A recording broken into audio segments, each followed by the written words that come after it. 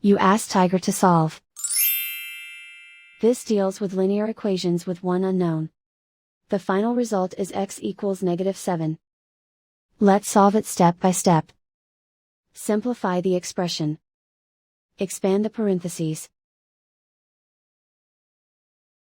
Simplify the arithmetic. Expand the parentheses. Simplify the arithmetic. Expand the parentheses.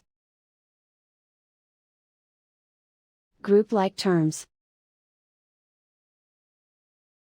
Simplify the arithmetic.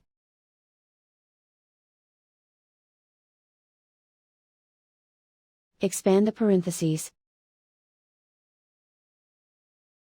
Group like terms. Simplify the arithmetic. Convert the x into a positive number.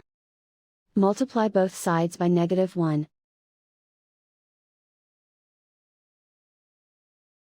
Remove the ones.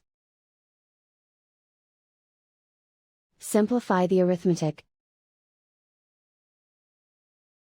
And so the final result is x equals -7.